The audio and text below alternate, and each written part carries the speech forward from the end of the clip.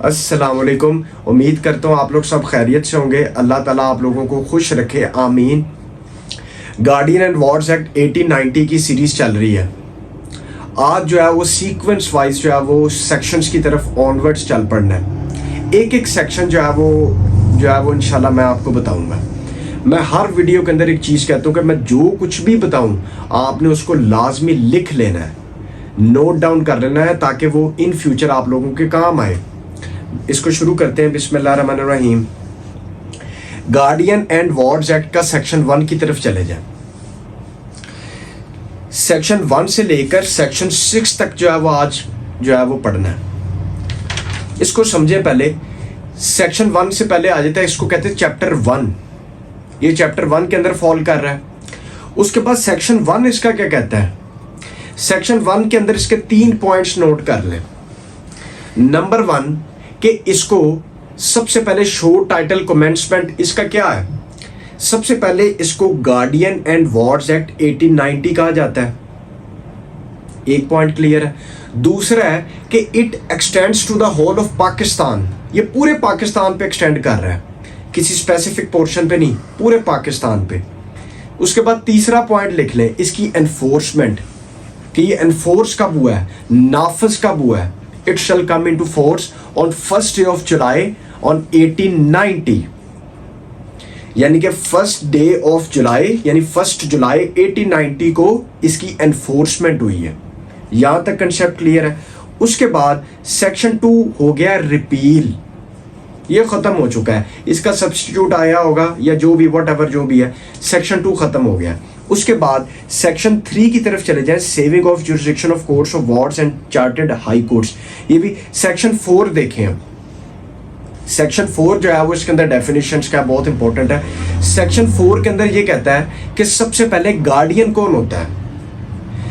यहां पे लिखे गार्डियन वो पर्सन होता है जो किसी माइनर की, बच्चे की देखभाल के लिए अपॉइंट किया जाता है, जो अपॉइंट होता है पहले से, या जो बच्चे की, माइनर की देखभाल करता है, उसकी केयर करता है, उसकी वेलफेयर के लिए हर मुमकिन कोशिश जो है वो करता है, उसको क्या कहते हैं? गार्डियन। उसके बाद अगली चीज आ जाती है वार्ड। वार्ड वो होता है means a minor for whose person और प्रॉपर्टी और both there is a guardian. Means के वार्ड वो बच्चा होता है, वो माइनर होता है कि जिसके लिए या जिसकी प्रॉपर्टी के लिए उसका एक गार्डियन अपॉइंट किया जाता है, उसको वार्ड कहते हैं। यहां तक क्लियर है। उसके बाद तीसरी डेफिनेशन है, वो ये कहती है माइनर क्या होता है। माइनर हम किस तरह तस्वर कर लेंगे, ये तो पता है माइनर छोटा बच्चा होता है, लेकिन हमें कैसे पता लगेगा कितने साल का जो इसके अंदर फॉल करेगा, जिसकी गार्डियनशिप हम ले सकते हैं उस माइनर की। अब यहां पे देखिए, यहां पे लिखा हुआ है, वो कहता है कि मेजॉरिटी एक्ट पढ़े जाके 1875 का, उसके अंदर सेक्शन 3 के मुताबिक जो डेफिनेशन बताई गई है, मेजॉरिटी एक्ट 1875 के अंदर सेक्शन 3 के अंदर जो डेफिनेशन बताई गई है, उसके मुताबिक आपने इसको डील करना है। अब उसके अंदर क्या कहता है वो, इसी के अंदर लिखें आप कि वो जो सेक्शन 3 है मेजॉरिटी एक्ट 1875 का, कि अटेंड हिज मेजॉरिटी, वो दो उम्रों का जिक्र करता है। एक वो कहता है 18 साल, एक वो कहता है 21 साल। अब यहां पे बंदे कहते हैं कि इसका कंसेप्ट समझाना कि 18 साल में क्या फर्क है और 21 साल में। अब यहां पे 2 पॉइंट्स नोट करें कि उसके अंदर 2 पॉइंट्स बताए गए हैं, एक 18 साल और एक 21 साल। अब नीचे इसके अंदर पॉइंट नोट करें, नोट लिख लें, NOTE, नोट बना के उसके नीचे लिखें हम कि 18 और 21 का क्या कंसेप्ट है। इसको समझना, किसी बंदे ने, किसी गार्डियन ने, जो गार्डियन बनना चाहता है, किसी माइनर की कस्टडी लेनी है, गार्डियनशिप लेनी है, वो 18 साल से छोटे बच्चे की कस्टडी ले सकता है। यहां पे आप समझना कि जो बच्चा 18 साल से छोटा होगा, 18 साल का हो गया, वो अडल्ट हो गया, मेजॉरिटी अटेंड कर गया, लेकिन जो 18 साल से छोटा है वो माइनर है। माइनर की कस्टडी लेने के लिए 18 साल से अगर छोटा होगा तो आप गार्डियनशिप के लिए अप्लाई कर सकते हैं। और अगर आप गार्डियनशिप के लिए अप्लाई कर देते हैं, आपको गार्डियनशिप मिल जाती है उस 18 साल से छोटे बच्चे की, तो गार्डियनशिप कितनी देर तक रहेगी? वो 21 साल तक। 21 साल से मुराद है कि आपने लेट सपोज 17 साल वाले बच्चे की गार्डियनशिप ले ली, वो 17 साल का है, अभी छोटा ही है, माइनर ही हुआ।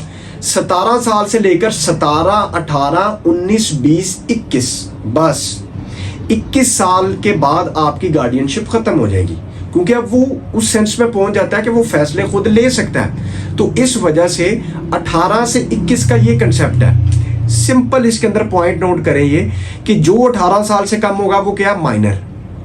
और अगर आप जाके 19 साल की कोई बच्चा है, 19 साल का, उसके लिए आप कहते हैं कि मुझे इसकी गार्डियनशिप चाहिए, 20 साल के बच्चे की गार्डियनशिप चाहिए, तो आपको कोर्ट गार्डियनशिप नहीं देगी। 18 साल से बच्चा छोटा होगा तो फिर आपको गार्डियनशिप के लिए आप अप्लाई कर सकते हैं और फिर आपको उसकी गार्डियनशिप मिल सकती है। और जब आपको गार्डियनशिप मिल जाएगी तो उससे ऑनवर्ड आपने देखना कि वो बच्चा जब तक 21 साल का नहीं हो जाता तब तक आप गार्डियन रहेंगे। जब 21 साल का हो गया आपकी गार्डियनशिप खत्म हो गई। यहां तक ये कंसेप्ट है 18 और 21 का, ये क्लियर है। उसके बाद आ जाता है चैप्टर 2, वो कहता है appointment and declaration of guardians. इसके अंदर सेक्शन 5 जो है वो आपका हो गया हुआ है ओमिट, ठीक हो गया, खत्म हो गया। उसके बाद सेक्शन 6 की तरफ चले जाएं। सेक्शन 6 ये कहता है कि saving of power to appoint in other cases, saving of power to appoint in other cases.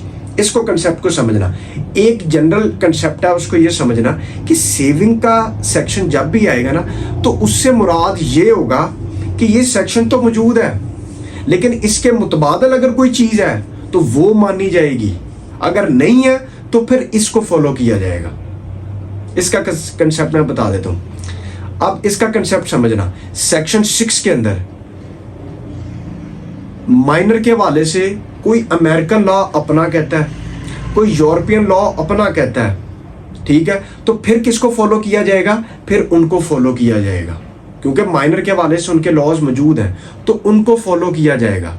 लेकिन अगर उनके लॉज नहीं मौजूद उस माइनर के हवाले से, फिर गार्डियन एंड वार्ड्स एक्ट को फॉलो करके आप लोग गार्डियन सर्टिफिकेट डिक्लेयर करवाएंगे कोर्ट से।